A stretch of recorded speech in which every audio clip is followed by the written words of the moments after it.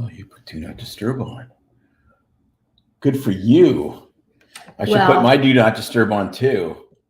There, because I always absolutely lose my mind when her phone goes off. Hello, welcome everybody. We are in a weird location. The lighting's not that great. It's quiet.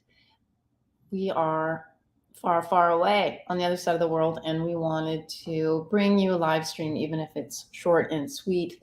We want it to be outside, but it's dark, it's noisy, and there's not very good signal. But here we are, hanging out with you anyway, and I'm still jet lagged because it's my bedtime here. Yes, we are in Orlando, which means if we did this outside, there's way too many children. Is that a bad thing? I don't know. Depends on what you're trying to do.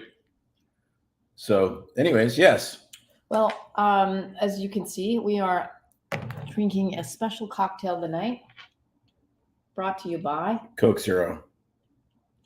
And I won't ask what we're drinking inside the Coke Zero. They're just Coke Zero. There's nothing but Coke Zero. We're keeping it mocktail night tonight, as Tim's got an early night. He's got a big morning tomorrow, so we have to get up early. What do you want to share happening in the news? Anything local? Yeah, well, so we figured what's local and medical in the whole Central Florida, because Orlando is kind of the capital of Central Florida, right? And of course, guess what? I'll read you the article. It's amazing. And we'll see if this means anything to you. It's from the it actually came out, it's the AARP journal, but it came out on Family Medicine's Smart Brief, so that they're alerting all of the family practice doctors out there that leprosy cases are on the rise in the US. CDC warns the disease may now be endemic in Florida. Leprosy? Leprosy. Uh-oh. It's doubled. It's doubled. The cases have doubled. Although historically uncommon in the United States, an increasing number of cases are being diagnosed in the Southeast and in particularly Central Florida. So you thought that this is where the magic happened? No, this is where your fingers fall off. Yeah, I mean, they had to close Disney because just fingers and toes everywhere. So if the Did you know that? Everywhere. Fingers and toes. If the gators don't get them? Fingers and toes. Then it's leprosy for you. The number of cases, okay, this is from a research study. Yeah, so what, yeah. Has more than doubled in the southeastern United States. She wants to know what's doubled. What's the number? Yeah, well, that's the problem, right? Because they write these sensational, and there was leprosy in Florida all over the news for the last week. If you did any medical news research like I do, it was absolutely everywhere. And it's doubled to a whopping 159 cases in the entire country.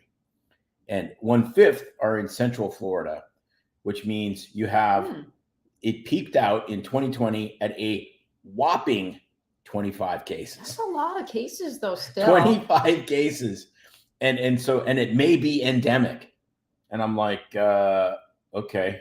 Well, I wonder if any of our viewers even imagine that there's any leprosy anywhere in the U.S. Yeah, so let's talk about leprosy because it's a freak out for nothing. First of all, leprosy is quite contagious, but it's actually very contagious. But 95% of people, 95%, not 92, 95% of people have natural immunity. So they do not get the disease. Plus, the incubation period, which means from the time you get the virus to the time you actually get leprosy, is 3 to 7 years. Wow. Okay. Okay. So we're not going to be dealing with a big pandemic, but you wait. We've just developed a leprosy vaccine, like, whatever. 95% natural immunity already. So like, whatever, like this is the biggest nothing burger in the history of, this is a nothing burger. This is a triple nothing burger with fries. And I have a feeling in the back of my head, it's there to shit on Florida because of a certain governor, anything that shits on Florida is somehow good. And I have a feeling that that's why there's all of a sudden, cases double. Okay. Not only that. Okay. So not only does it have a 3 to 7 year incubation period, not only do 95% of people infected with the virus, not get leprosy, it can be treated effectively with antibiotics. Of course. So the key is, if you get lesions on your skin that are totally anesthetic, feel nothing, you might want to get tested. It's not that hard. You got 3 years to figure it out. Usually you have a rash for 3 years. I mean, if you have a rash for 3 years that doesn't get better and it's numb, and you go to light a cigarette and it doesn't hurt, and it's been there for 3 years, maybe you deserve to have your fingers fall off. That's terrible. I'm just saying, because you've been telling me about ignore all those spots on my back that I thought were turning into melanoma, and they weren't. It's nothing. And you got them checked, and they were nothing. And guess Why? what? Because I'm a genius. I got them. No, the dermatologist took care of them. Yeah, whatever. Still a genius. Right. So usually the symptoms are going to be, you're right, loss of sensation, usually a blister or a sore. All right. And the reason fingers and toes fall off isn't not that they rot off. It's because people start to damage body parts because they're numb, and then you don't feel them. So then you can burn them, like you said, injure them, cut them. Things start to happen. Well, so then you get secondary infections, etc. To quote Roger Waters, they become comfortably numb, or as the case may be, uncomfortably numb. So yeah, it's a really horrible disease, though, because it's not just losing fingers and toes. You can lose limbs, go blind, all kinds. Yeah, but you got 3 years. You got 3 years. You're just being an ass. Well, I'm an expert at being an ass. So here, in other Florida news, this one I just absolutely love, and it is sort of medical. Florida Sheriff's Office issues hilarious heads up to folks wanting to call 911 over ocean creatures in distress near beach. So this is in Pinellas County, which is just west of Tampa. Noted that Pinellas County Sheriff's Office noted that over the weekend, it's getting calls all the time from citizens believing that manatees bunched together and climbing over each other are in distress. We can assure you they are more than fine. The Sheriff's Office went on to explain that the manatees actually, much like frat houses, manatees mate in herds. Oh my gosh. So this is literally people are coming across manatee orgies in Pinellas County and freaking out and calling the sheriffs because kindly they think, my gosh, the manatees are in pain. They're dying. I think they're in pain. They're endangered, and really they're just ready to light a cigarette. They're just that's what they should do. They should throw out a pack of Camels into the but I'm sorry. I'm trying to imagine what this is like the big pile o manatee. Oh, the humanity. So, oh my gosh. Oh, the humanity. Man, can you imagine if we were actually drinking? How much fun.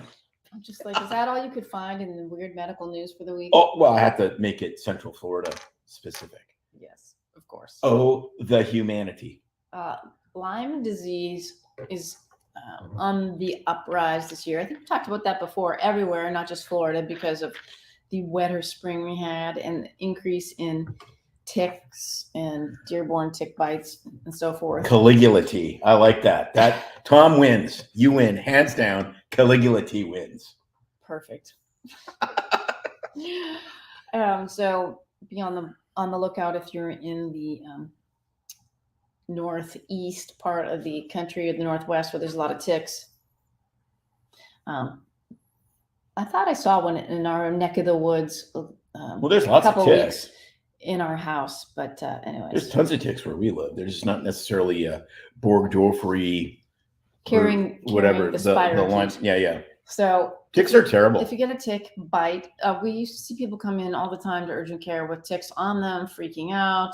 I mean, you really can, I'd say, take them off within 72 hours. You have to remove the thing before you really get infected with Lyme disease. So but take a deep breath. Don't even mention Lyme disease to people. Honestly, take a deep breath. I hate it so much because it is really remove the tick properly and there's antibiotics for that too. So If you you'll be have okay. ongoing symptoms you think are Lyme, actually seek out an infectious disease doctor. Get a referral to somebody that knows what the hell they're doing with it. It's very, very, very difficult to diagnose. It's not a lab test that says you have Lyme disease, you win. You have Mayo. It's not like that. It's Right. very difficult to interpret. The clinical signs are difficult to interpret. Chronic Lyme is very difficult. Like there's literally in my opinion, a handful of people in the United States that really know what the hell they're doing with this. It gets super overdiagnosed in some respects, and it gets completely ignored in others.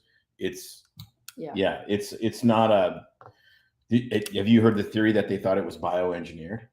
No, I have not. But that Lyme disease was bioengineered as a bioweapon and escaped and was blown into the Northeast from I think it was on Long Island, or as they say, Long Island, and then got up into Connecticut and Lyme County there, and the rest is history. Because we wanted to make a bioweapon where you could have an infectious vector, where you could just drop the vector into Soviet herds of cattle, and then they would infect the people over time, and it would be the stealthiest bioweapon ever. Yeah, there's a tinfoily conspiracy about Lyme disease. Interesting. No, I haven't heard that. Yep, that's a good one. Because that's very plausible. I'm not saying it's right, but I love that one because it's genius, right? Just like they wanted to. The CIA was actually working on coating cigars with super carcinogenic materials and importing them into Cuba and getting them into Castro's stash. Oh my gosh. So he'd smoke these and absorb all this carcinogen poison through his skin and his mouth, and then just get cancer and die in 6 months. And people would go, "Oh, wow, he got cancer and died." And it was actually the CIA that took him out. That one is that one's real. That one, wow, has been known for a long time. Yeah. Interesting. Yep. Well, speaking of the humanity, we actually saw a really good movie this afternoon in the IMAX theater. Highly recommend it if you haven't seen Oppenheimer and all about the making of the H-bomb and the atomic bomb and too many bombs, and the whole biopic of that. Really good. Well, it was really good, and there was I couldn't help but at the end. It was very well done. I really liked it. And the thing I found quite amusing actually was these Hollywood types that were like woker than the wokest wokesters on Woke Valley. And they're writing, there's this line where Oppenheimer is being grilled by the powers that be. And it's like, he's saying no scientist should be silenced for speaking their opinion. And I'm like, really? Like, what happened in the last 3 years? Meryl Nass, Peter McCullough, Harvey Ridge. Yeah. Good point. On and on and on. Good observation. And I'm like, yeah, okay. Because it was the McCarthy era and they're going after communists. Hollywood tends to be filled with communists. At least it has. Let's be perfectly honest.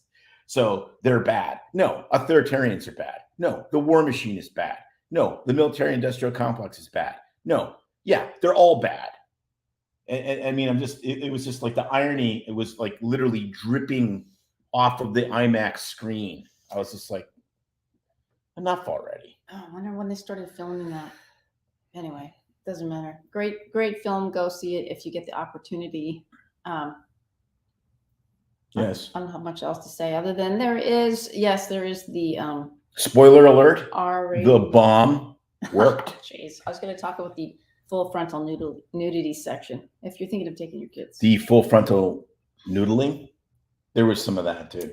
I never said that. Oh, you almost said that. I said nudity. Yeah. Okay. You had trouble with that. Oh my gosh. Full frontal noodling. Anything else on your mind? No, not really.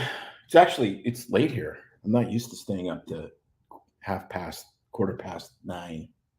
No, I am. So this week on our podcast, who do we have coming up tomorrow, or this Thursday, is Dr. Sheila Carroll.